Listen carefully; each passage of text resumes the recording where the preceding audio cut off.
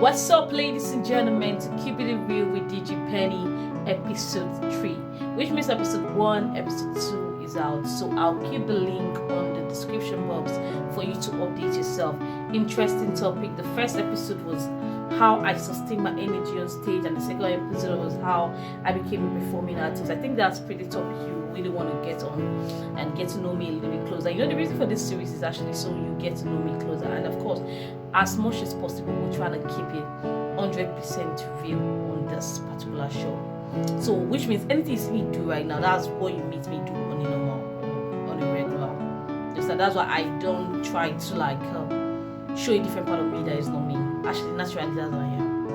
Okay, so but let's dive into today's episode, and of course, today's episode is gonna be another banger. But before we dive into that, I want you, if you're new on this channel, to subscribe to this channel, ladies and gentlemen. I don't want to beg you, just hit the notification bell, like the thumbs up, drop a comment, just make it fun and make it interactive so this video can actually have more reach here on YouTube. You know what I'm this? That's it. Let's dive into today's episode.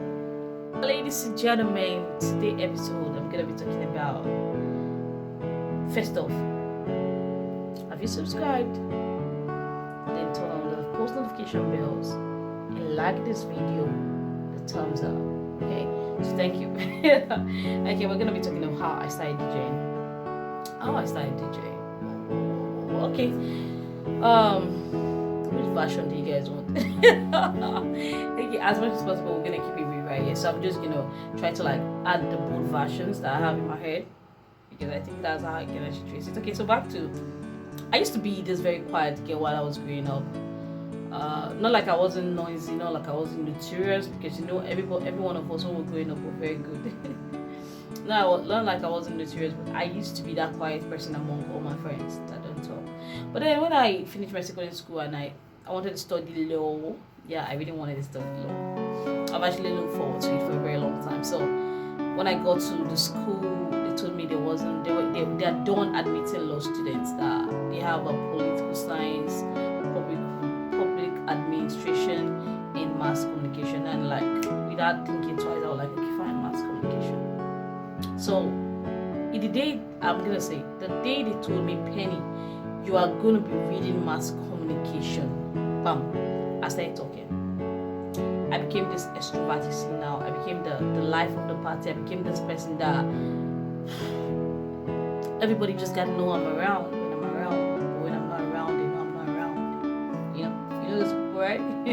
I just became that person. And so time after time, I wanted to try out music. I wanted to try out dancing. 1 or 2 stories. Then I went into dancing, and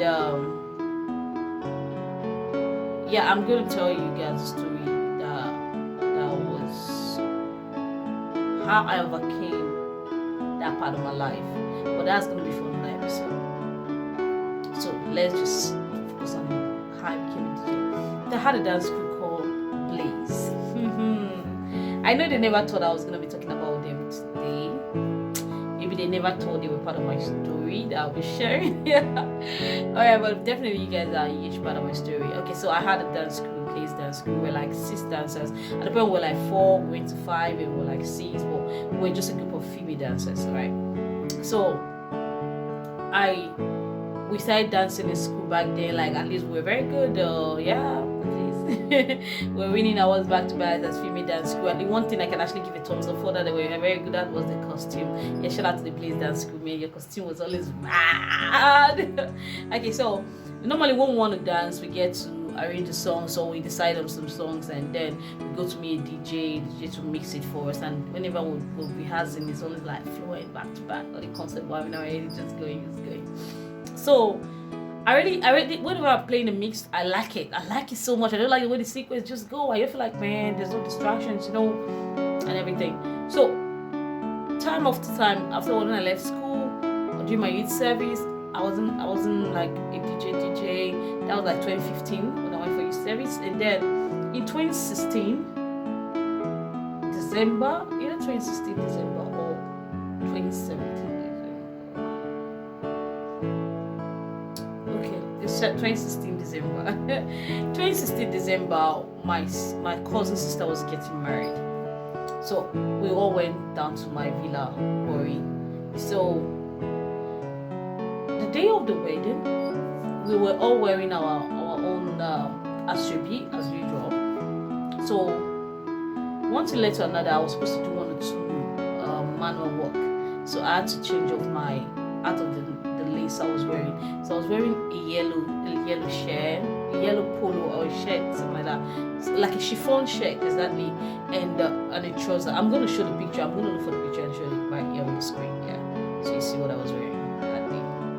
Yeah, so I was wearing that particular clothes, and I was just saw DJ doing his own things, just vibing and everything. Everybody was just chilling. So I walked up to him. I was like, "What's up, bro? How you doing?" And he was like, "I'm cool. Am I a DJ?" Normally it's normal when someone approaches DJ one, you just feel like the person is a DJ. So I was like, "No, I'm not a DJ, but I want to be a DJ." And the guy was like, "Okay, maybe the guy don't get me 1 or 2 people with they want me to DJ, but they're not serious or something like that."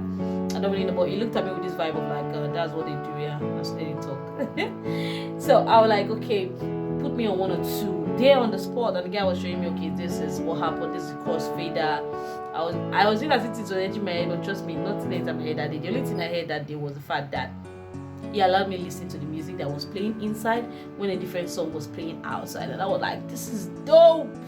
You mean you're hearing the song you want to play next in here and they can't hear it? Whoa, I felt like a Superman. So I snapped a couple of pictures. I'm gonna let slide on this on the screen now.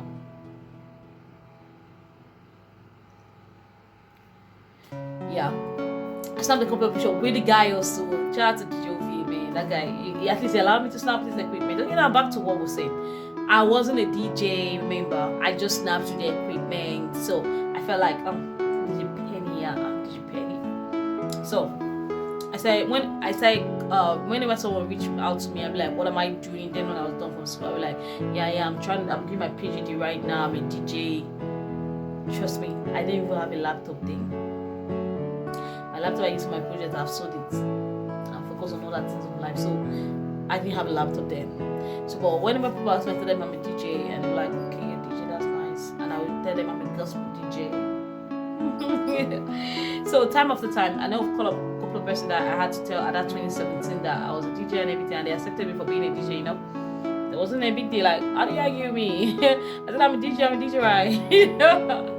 Okay, so that was it. So I started calling myself DJ in 2017.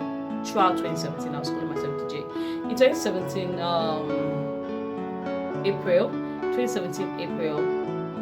I went to this general Word Assembly youth camp we do, where they have all the youths in different centers come together and do like a campaign where people could interact. We have a different relationship session, business session. Of course, I started with relationship session because I like relationship session very well.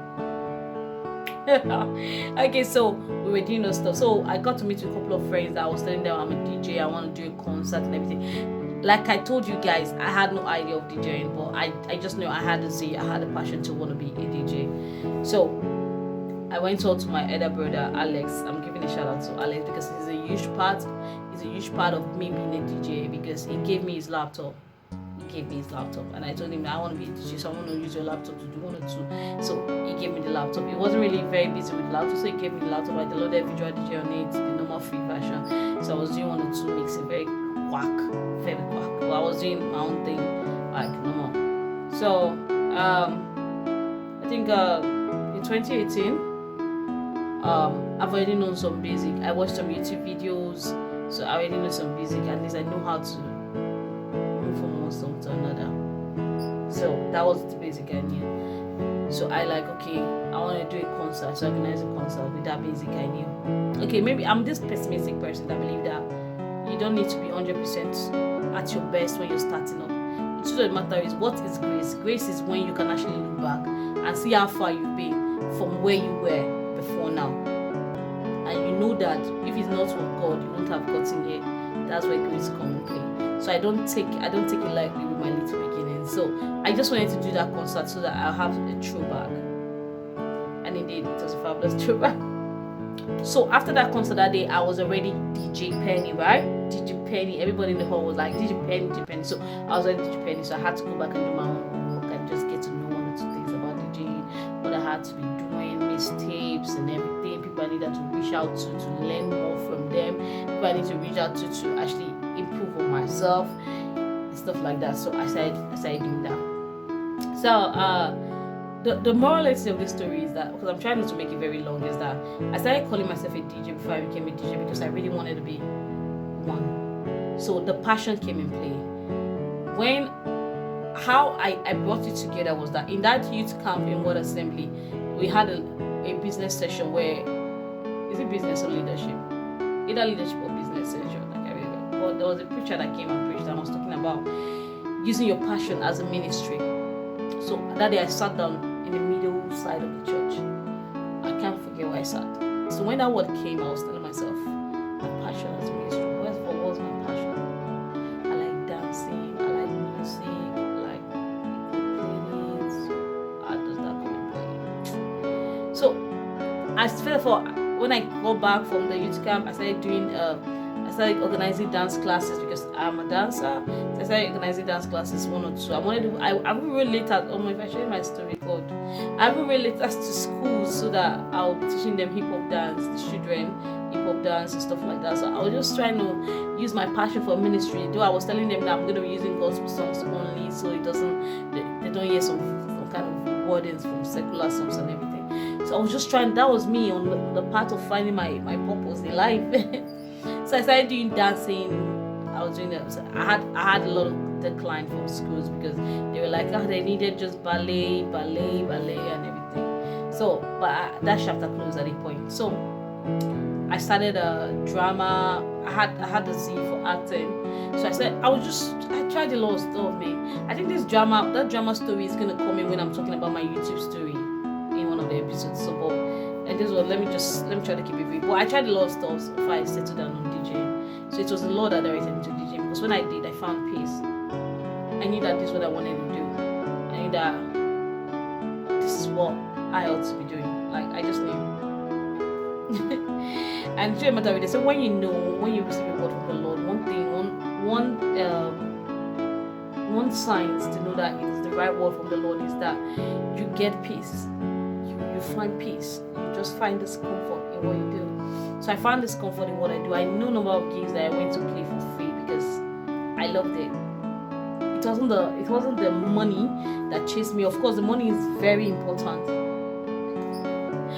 The money is super important, but that wasn't why I started. So it was easy for me to do some kind of gigs for free.